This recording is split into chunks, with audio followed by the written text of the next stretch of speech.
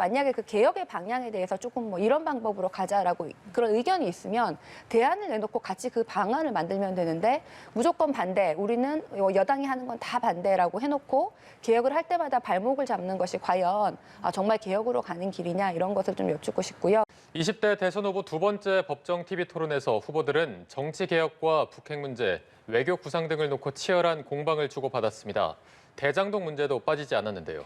네, 이번 TV 토론이 민심 흐름에는 어떤 영향을 줄지 주목되는데요. 최지은 민주당 선대위 대변인, 임승호 국민의힘 대변인 두 분 모시고 이야기 나눠보겠습니다. 안녕하십니까? 안녕하십니까? 네. 자, 어제 선관위 주관의 2차 TV 토론이 열렸습니다. 가시도친 설전이 오갔다 이런 평가가 있었는데 두 분은 먼저 어떻게 평가하시는지 들어보고 싶은데요. 점수를 들어보고 그 이유까지 함께 들어보도록 하겠습니다. 먼저 말씀해 주시죠. 네, 저는 각 후보들이 굉장히 열심히 했다 이렇게 보이고요. 갈수록 토론이 조금 더 치열해지고 조금 더 정책 공방도 좀 많아지는 것 같아서 국민들께서 좀 보고 평가하시기 좋으시겠다 이런 생각이 듭니다. 저는 이재명 후보 같은 경우에는 그 특유의 그 시원시원함 그리고 본인의 그 준비된 것을 잘 보여줄 수 있는 기회가 됐고 또 안철수 후보도 가면 갈수록 굉장히 여유롭고 또 품격 있는 태도와 좋은 내용들을 많이 얘기를 하고 있는 것 같고 또 심상정 후보도 역시 시원하고 역시 연륜 있는 정치인이다 이런 생각이 드는데 윤석열 후보는 조금 다소 억지 주장도 많이 하고 좀 묻지마식 네거티브도 좀 많이 해서 조금 아쉬웠다 이런 생각이 들어서 점수를 매기자면 네. 이재명 후보는 90점이고 다른 두 후보는 80점 그리고 네. 윤 후보는 30점 이렇게 하겠습니다. 30점. 네.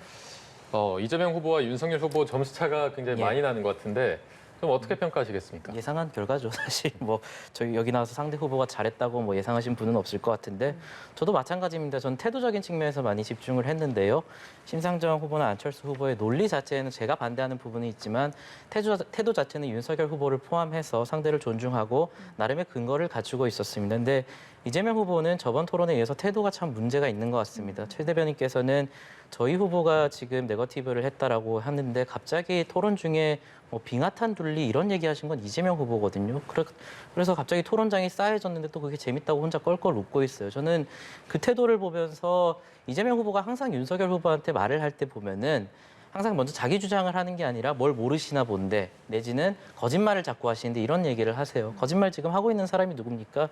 이재명 후보 공보물에도 검사 사진 관련해서 거짓 해명했다가 같이 연루된 PD가 공모한 거 맞다고 기자회견까지 하고 김문기 씨 모른다고 했다가 결국에는 김문기 씨 지금 아는 것으로 다 드러나지 않았습니까?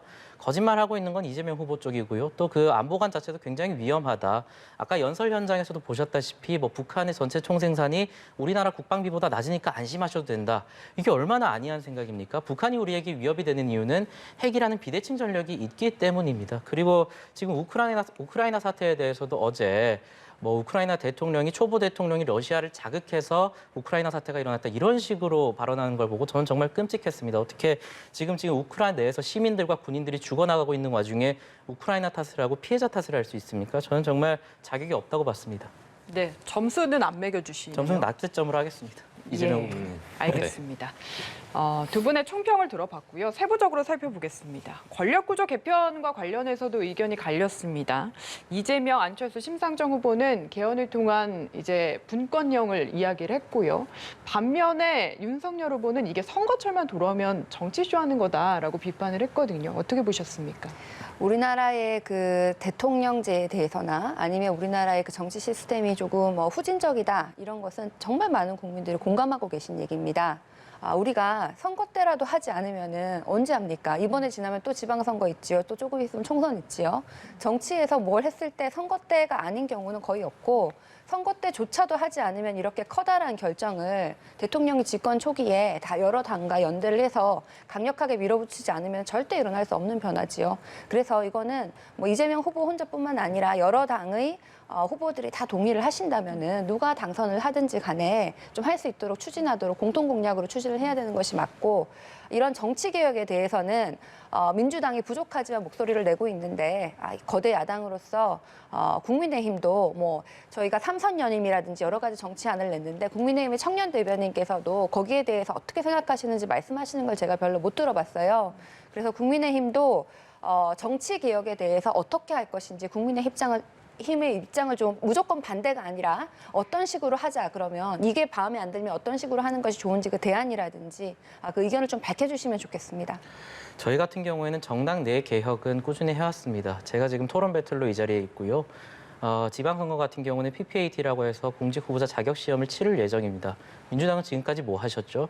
그래놓고 지금 대선이 10일 앞으로 다가오니까 선거 개혁, 뭐 정치 개혁 하겠다 그러고 얘기를 해요.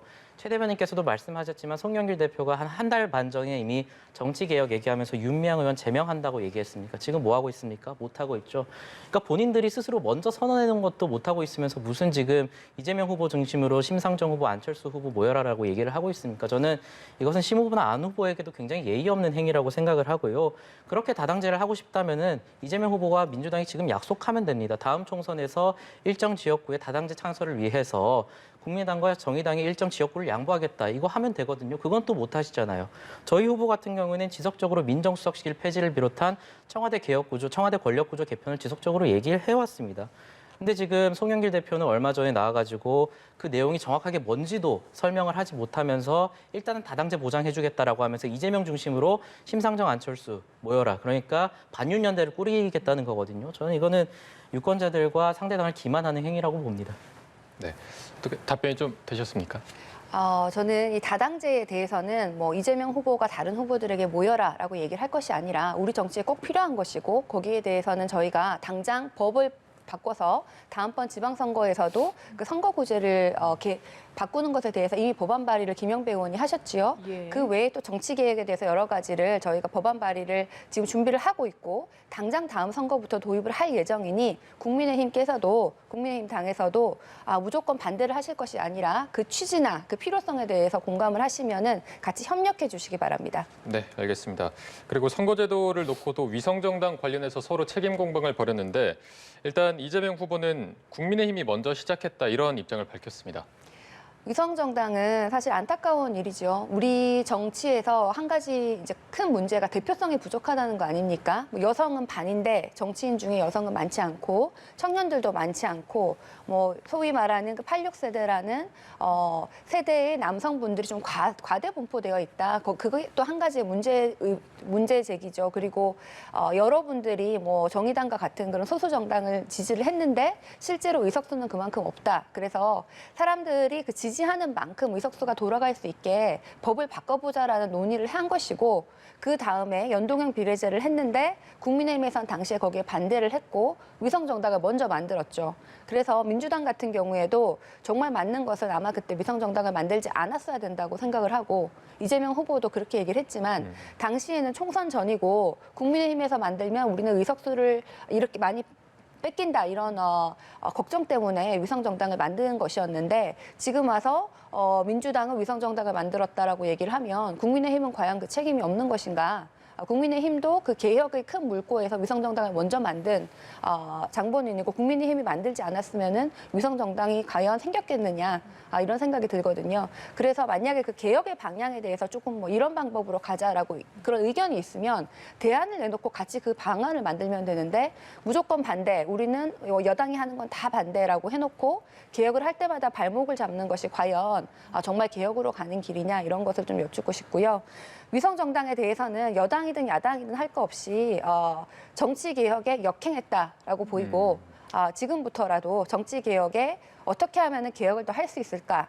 이것은 뭐 어느 당이 더 잘한다라는 것이 아니라 우리 임 대변님이나 이렇게 좀 정치에 새로 오신 분들 또 젊은 분들이 다 같이 여야에 상관없이 목소리를 좀 크게 내고 바꿔야 되는 것이 아닌가라고 생각합니다. 네. 기본적으로 위성정당 논란이 어디서부터 시작되었는지를 살펴봐야 되는 것 같은데요. 기본적으로 선거제 개편이 지금 개혁이라고 얘기를 하시지만 전혀 개혁적이지 않은 선거제도였습니다. 캡제도 같은 것을 만들어서 연동형 비례대표제를 굉장히 기형적으로 만들었고 소수 정당이 국회로 진입하는 것이 사실상 불가능한 그런 선거제도라고 저희가 계속 비판을 했고요. 그래서 이런 제도를 만들 경우에 위성정당만 난립하는 결과를 낳을 수 있다는 전문가들의 의견이 굉장히 지배적인 상황이었습니다. 그럼에도 불구하고 저희 당은 선거의 규칙을 정하는 제1야당을 패싱하고 패스트트랙을 태우는 게 어디 있습니까? 그래서 저희는 그것에 대한 저항 수단으로 위성정당을 이미 예고한 상황이었고 민주당 같은 경우에는 자신들이 만들어낸 그 연동형 비례대표제라는 것이 옳다고 주장하고 있는 상황이었습니다. 저희는 반대를 하고 있는 상황이었고요. 그래서 본인들이 옳다고 주장했으면 그 제도를 끝까지 존중하고 밀어붙이면 되는 것이죠. 그러지 않고 위성정당을 만들어 놓고 지금 와서는 저희는 꾸준히 반대해왔음에도 불구하고 국민의힘이 먼저 만들었으니 우리도 어쩔 수 없었다라는 식의 논리를 대선 전에 꺼내드는 것은 저는 참 양심이 없는 것이다라고 비판할 수밖에 없고, 그렇게 심상정 후보와 정의당에 미안했으면 연동형 비례대표제를 통해서 더불어시민당을 비롯한 위성정당을 만든 이후에 사과를 했어야 됩니다. 그 이후에는 사과하지 않고 지금 이재명 후보는 나는 반대했다, 자신과 민주당은 다르다라는 식으로 방어 논리를 펼치는데 아무도 공감해줄 사람은 없을 것 같습니다. 예. 두 분 토론이 어제 TV 토론보다 더 뜨거운 것 같습니다. 아무래도 양강 후보다 보니까 저희가 윤석열, 이재명 후보에 대해서 더 많이 얘기하게 되는데, 심상정, 안철수 후보가 19대 대선에 이어서 이번에 두 번째 재수생이거든요. 좀 토론이 나아졌는지 아니면 비슷했는지 어떻게 평가하십니까? 저는 두 분 다 굉장히 훌륭한 정치인이라고 생각합니다. 심상정 후보는 이번에 사실 나온다고 하셨을 때 저는 정의당에 좀 새로운 인물이 나왔으면 좋겠다라고 개인적으로 생각은 했었던 점이 있는데, 이번에 토론하시는 거 보니까 역시 심상정 후보가 오랫동안 그 경륜과 그 시원시원한 말씀, 이런 것이 때로는 우리 민주당의 공격도 많이 하시고 또 아픈 것도 많이 찌르시는데, 그럼에도 불구하고 우리 정치에서 다양한 목소리, 그 거대 정당이 아닌 다른 당이 꼭 내야 되는 목소리를 항상 내주고 계시다, 이런 생각이 들었고요. 정말 토론도 잘하신다. 그래서 다른 후보들이 굉장히 심상정 후보랑 얘기하시기는 부담스럽겠다, 이런 생각이 들어서 잘하신다는 생각이 들었고, 안철수 후보는 굉장히 품격이 좀 느껴졌습니다. 말투에서 좀 자신감, 여유, 이런 게 1등 후보도 아닌데 여유나 이런 모습이 굉장히 좋았고, 지난번 토론에서는 이렇게 좀, 이번 말고 지난번에서는 웃으면서 이렇게 고개를 절레절레 흔드는 모습이 많은 분들에게 화제가 됐었는데, 예. 그만큼 그 알고 있는 정책에 대해서, 비전에 대해서는 훌륭한 후보라고 생각을 하고, 이번 선거에서 이런 좋은 후보들과 함께 우리가 지금 뭐 묻지마식 정권 교체가 아니라 어떻게 하면은 그 다음 미래를 어떻게 갈 건지, 정치 교체, 우리가 같이 하고 만들고 싶은 나라가 뭔지, 거기에 대해서 찬반에 대한 토론, 이런 것들을 계속 이어나기를 바랍니다. 네. 역시 좀 평가를 들어볼까요? 예, 뭐 저는 안철수 후보 같은 경우는 기본적으로 저희 후보와 상당히 좀 유사한 정책 공약은 공유하고 있는 것 같습니다. 그래서 특히나 이번 토론에서 저는 재밌게 봤던 장면이 안철수 후보가 판넬을 준비해서 조국 사태에 대한 이재명 후보의 어떤 변화, 변덕에 대해서 꼬집으니 이재명 후보가 바로 대답을 하지 못하더라고요. 그래서 본인도 이재명 후보 스스로도 어떤 태도 변화가 진정성이 없다라는 것을 자인하는 그런 장면을 보여줬다라고 생각을 하고, 다만 안철수 후보에게 약간 아쉬운 점은 지속적으로 토론을 진행하는 과정에서 장학 퀴즈식 문제를 냅니다. 그래서 상대 후보에게 뭐 이재명 후보나 윤석열 후보에게 마찬가지로 이것을 아십니까? 아니면 이것을 설명해 보십시오라는 어떤 가르치는 태도는 저는 저도 뭐 토론대회 몇 번 나가본 적이 있지만 상당히 점수가 많이 깎이는 부분이거든요. 사실 자신이 준비해온 어떤 어려운 개념을 가지고 상대 후보에게 너 이거 몰랐지라는 태도는 저는 좀 지양하는 게 좋다고 생각을 하고, 심상정 후보 같은 경우에도 상대를 존중하는 태도는 좋았지만 상당히 저희 후보와 결은 많이 다릅니다. 특히나 안보관에 있어서 저희 후보가 선제 타격을 주장한 것에 대해서 마치 조금 말꼬리를 돌려서 저희가 예방 타격을 주장했다는 것처럼 이재명 후보와 동시에 공격을 하고 있거든요. 저희는 분명히 심상정 후보에게도 질문을 드리고 싶은 게요. 과연 어떤 북한의 핵미사일 공격이 임박해왔을 때 선제 타격을 하지 않고 어떤 대안이 있느냐라고 이재명 후보와 심상정 후보에게 동시에 좀 질문하고 싶어요. 지금 마치 이재명 후보도 마찬가지로 저희가 무슨 전쟁광이다라고 아까 유세 현장에서 얘기를 하던데, 대안을 말씀해 달라는 겁니다. 저희가 가만히 있는데 예방 타격을 하겠다는 것이 아니라 북한의 미사일 공격이 임박해 왔을 때 선제 타격을 한다는 것은 문재인 정부의 국방 정책에도 포함되어 있는 것입니다. 그래서 그런 식으로 말꼬리를 잡고 호도하지 마시고 좀 진정성 있게 토론해 주시길 바랍니다. 네. 안보관 말씀을 꺼내주셔서 이 주제로 바로 넘어가 보도록 하겠습니다. 어제 윤 후보가 이 후보는 그 유약한 안보관을 갖고 있다, 그래서 좀 걱정된다, 이런 발언을 했는데 좀 어떻게 평가하시겠습니까? 안보관 같은 거는 저희가 문재인 대통령 때 사실 국방비가 가장 많이 늘어났습니다. 역대 대통령 중에. 두 번째가 아마 노무현 대통령으로 알고 있는데, 겉으로 선제 타격하겠다, 사드 추가 배치하겠다, 이렇게 말로 긴장을 강화시키는 것이 중요한 것이 아니라 겉으로는 우리 대화하겠다, 평화를 추구한다라고 하면서도 강한 국방력은 뒤에서 정책으로 실천으로 국방비 예산을 늘린다든지 군을 첨단 스마트화한다든지 이런 것으로 늘리는 것이죠. 그래서 안보 정책만큼은 이재명 후보가 굉장히 잘 준비되어 있고 한미 동맹과 같은 사안에 대해서도 미국의 여러분들도 여러 매체라든지 이런 데 보시면 이재명 후보가 훨씬 더 신뢰할 수 있는 지도자라고 평가하고 있습니다. 그래서 이재명 후보가 안보가 위약하다 이건 사실이 아니고 안보라는 거는 겉으로 얘기를 하는 것이 아니라 뒤에서 실속 있게 하는 것이고 겉으로는 평화를 얘기를 해야 되는데 오히려 윤석열 후보는 선제 타격 사드 추가 배치 이런 것이 아무런 그 안보적인 측면에서도 우리 경제적인 측면에서도 장점이 없기 때문에 우리 한반도에 지금 위협만 그리고 불안만 가중시키고 있는 거 아닙니까? 여기에 대해서 좀 문제 제기를 하고 또 하나는 어저께 그 TV 토론에서 제가 굉장히 황당했던 거는 한미일 군사 동맹을 할 것이냐라고 했을 때 윤석열 후보가 긍정적으로 고려한다는 식으로 얘기를 했고 그러면 일본 자위대가 한반도에 주둔하는 것도 그거는 가능하냐 그랬더니 필요하면 올 수 있는 것이 아닌가라고 얘기를 했거든요. 네.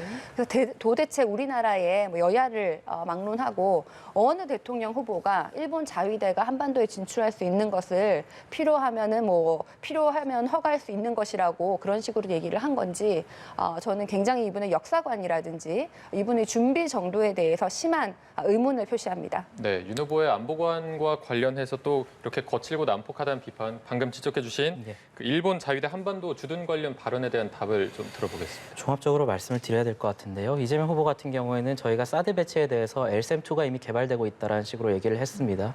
하지만 LSM-1은 지금 개발 단계에 있는데 LSM-2는 지금 개발 안 되고 있고요.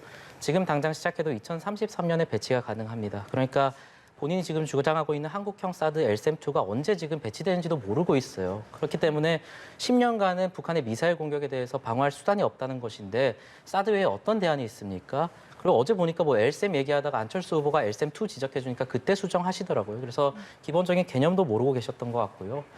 그리고 지금 저희 후보가 긴장을 증가시킨다, 중국과의 외교 마찰을 빚는다라는 식으로 얘기를 하는데 어제 이재명 후보가 얘기했던 것은 우크라이나 러시아 전쟁이 우크라이나 대통령의 탓이 있다, 러시아를 자극해서 그렇다라는 발언을 하셨어요. 아니 중국과의 외교 마찰을 그렇게 걱정하시는 분이 지금 피해자인 우크라이나 탓을 하면서 우크라이나의 외교 마찰 그리고 서방 세계와의 외교 마찰은 걱정 안 합니까?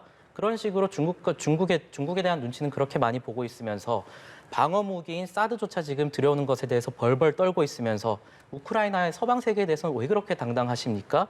그러고 나서 말을 하시는 게 지금 최 대변인께서 말씀하신 어떤 한미일 군사동맹에 대한 가능성을 원천 차단하면 안 된다라는 저희 후보의 주장을 또 친일 프레임으로 들고 가서 줄줄이 가서 성명을 내시고 저희가 무슨 일본군 자위대를 주둔시키겠다라는 식으로 얘기를 했다고 말씀하세요. 그러니까 중국에 대해서는 그렇게 지금 방어형 무기인 사드조차 배치하는 것을 벌벌 떨면서 또 나가서는 전작권 환수해야 된다고 얘기하고 계시고 또 나가가지고는 우리 후보의 어떤 한미일 군사동맹에 대한 원칙적인 얘기를 친일 프레임으로 몰고 가고 있습니다. 지금 외교를 선택적으로 하고 있는 사람이 누굽니까? 우크라이나에 대해서는 그렇게 당당하시고 서방 세계와 일본에 대해서는 그렇게 당당하시면서 중국에 대해서는 왜 그렇게 벌벌 떠시죠? 저는 그것부터 질문하고 싶습니다. 제가 조금 얘기를 해도 될까요? 네. 우크라이나 관련해서는 절대 우크라이나가 잘못했다라고 얘기를 하는 게 없고 오히려 동맹을 더 강화하고 우크라이나가 외교적으로 풀었어야 된다라는 얘기를 하신 거죠. 그래서 무슨 일이 있어도 전쟁은 막아야 된다. 우리 한반도 같은 경우에는 전쟁은 최후의 수단이고 절대 있어서는 안 되는 것이고 가능한 한 평화적으로 외교적으로 풀어야 된다. 그렇게 하기 위해서는 준비된 후보 지도자의 위기 관리 능력이 중요하다. 어떻게 우크라이나 같은 나라를 전쟁의 위험 속에 빠뜨리는 이 상황이 좀 안타깝다라는 것을 표현을 한 것입니다. 그런데 사드에 대해서 계속 얘기를 하시는데요. 브룩스 전 주한미군 사령관도 한국의 사드 추가 배치 필요 없다라는 거를 이 대통령 선거 있기 전에 얘기를 로이터 기자와 RFA 기자와 인터뷰를 한 것이 있습니다. 녹취록까지 있고 그 다음에 최근에 서훈 우리 청와대에 계시는 서훈 실장과 또 미국에서 사드가 추가 배치 없다라는 그 합의를 했다는 기사도 최근에 나왔습니다. 미국 측에서도 한국에는 사드 추가 배치가 필요 없다는데 윤석열 후보는 지금 사드를 우리 돈 주고 사오겠다는 거 아닙니까? 그리고 우리가 봤을 때도 지금 사드를 추가 배치하면 어디 놓을 것인지 수도권 방위에 필요하다 그러는데 이게 굉장히 단거리라서 북한하고 수도권은 이거를 수도권에 놓으면 안 된다 그랬더니 갑자기 뭐 평택이니 뭐 경남 북부니 막 이렇게 얘기를 하시는데 별 생각 없이 사드 추가 배치를 페이스북 6자, 8자로 딱 내놓고 그 계획을 물으면 물을수록 계속 미궁에 빠지고 있는 거 아닙니까? 그래서 이 사드 추가 배치를 계속 얘기를 하시는데 이거는 잘못하신 거고 이거기에 대해서는 좀 철회를 하셔야 되는 것이고 실제로 사드를 사려고 해도 지금 재고가 없다고 합니다. 만들어서 우리 돈으로 산다고 그래도 몇 년이 걸리는데 그 전에 이미 과학기술도 바뀌고 미사일 방어 체제도 바뀌고 있고 한국은 지금 이미 다단계의 이런 뭐 저층, 고층, 이런 중층이 이 다당으로 여러 단계로 미사일 방어 체계를 충분히 구축하고 있고 세계 6, 7위 정도의 군사 대국이라는 말씀을 드립니다. 네. 자, 우크라이나 관련해서 이재명 후보의 워딩을 정확하게 말씀드리면요. 6개월짜리 초보 대통령이 러시아를 자극하는 바람에 일어난 것이라고 분명히 우크라이나와 젤렌스키 대통령을 탓했습니다. 이것을 우크라이나 탓한 적 없다고 여기서 말씀하셔도 그 워딩은 지울 수 없는 것이고요. 간단하게 지금 브룩스 사령관 얘기하셨는데 브룩스 사령관의 발언 같은 경우에는 LSAM을 비롯한 증축형 방어 미사일 체계가 완비됐을 시에 사드는 필요 없다라고 얘기를 한 것이라고 저희는 이미 수차례 공보 자료를 통해서 말씀드렸습니다. 계속해서 이렇게 왜곡하시면 안 되고 자, 다른 논의 다 치우고 그러면 하나만 묻겠습니다. 지금 이재명 후보는 저희의 사드 논의에 대해서 LSAM-2가 지금 연구 개발해서 3, 4년 안에 배치가 가능해서 방어를 할 수 있다라고 말씀을 하셨어요. 하지만 지금 LSAM-2 같은 경우에는 한국형 사드 같은 경우에는 지금 당장 개발을 시작해도 2033년에 배치가 됩니다. 자, 그렇다면 최지은 대변인께서 제가 한번 물어볼게요. 10년간의 미사일 공백에 대해서, 미사일 방어 공백에 대해서 어떻게 대응하실 거죠? 대안이 있나요? 지금 예. 사드가 재고도 없고 지금 산다고 해도 만들어서 팔면 8년 정도 걸린다고 합니다. 과거에 사드를 구입했던 나라가 예. 중동에 딱 하나가 있는데 8년 걸렸다고 하거든요. 그래서 그거를 지금 만들어서 사느니 지금 우리가 이미 미국에서도 살 필요가 없다고 하는데 지금 우리가 이미 하고 있는 준비하고 있는 그 미사일 방어 10년 체계가 걸린다니까요. 없는 것이 아니지 않습니까? 30년. 지금 예. 미사일 방어 체계가 지금 현재 비어 있습니까? 그리고 우리나라에서 개발하고 있는 천공이라는 미사일 방어 체계도 있고 지금 있는 것을 계속 하자는 것이죠. 그리고 천공이 고학도 필요하면은 미사일을 방어할 수 있습니까?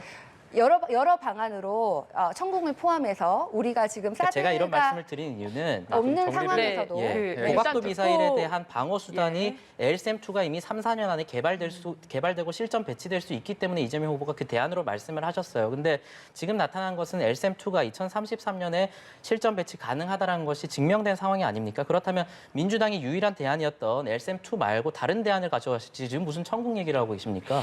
예, 안보관 관련해서는 이 정도 뭔가 혹시 추가로 하실 말씀 있으신지? 저는 국민들께서 듣고 판단하실 것이라고 생각합니다. 누가 더 네. 준비되어 있고 누가 이렇게 사드 배치 같은 것을 페이스북 8자로 아무런 설명도 없이 내는 후보와 굉장히 신중하게 실용 정치, 실용 외교 강조하시면서 신중한 예. 외교 안보 얘기하는 후보는 국민들께서 판단하실 것이라고 네. 생각합니다. 네, 알겠습니다. 끝으로 단일화 관련해서 좀 여쭤보고 싶습니다.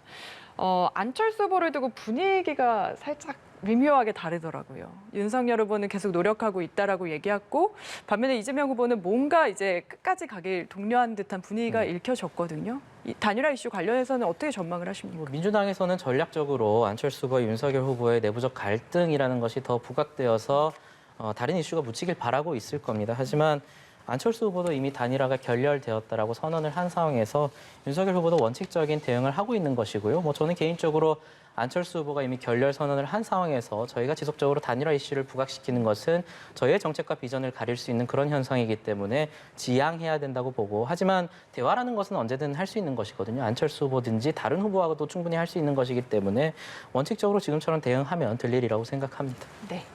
저는 안철수 후보 단일화가 선거에서 유불리 이거는 사실은 컨벤션 효과가 컸지 실제로 민주당에 크게 불리한 이슈는 아니었을 것 같아요. 단일화를 한다 그래도 안철수 후보 표 중에 어느 쪽으로도 안 가거나 민주당으로 노는 표도 있었기 때문에 그럼에도 불구하고 안철수 후보가 끝까지 완주하신다는 그 결정을 존중합니다.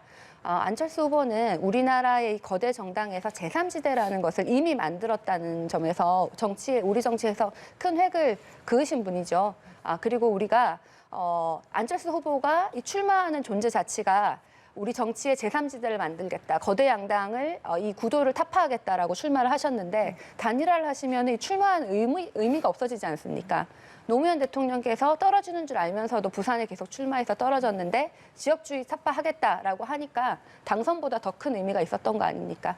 그래서 우리 정치 개혁이라는 정치 교체라는 면에서 저는 안철수 후보의 완주를 응원합니다. 네, 알겠습니다. 어제 있었던 두 번째 법정 TV 토론에 대해서 얘기를 나눠봤습니다. 지금까지 최지은 민주당 선대위 대변인, 임승호 국민의힘 대변인 두 분과 함께했습니다. 오늘 고맙습니다. 감사합니다. 잘 들었습니다.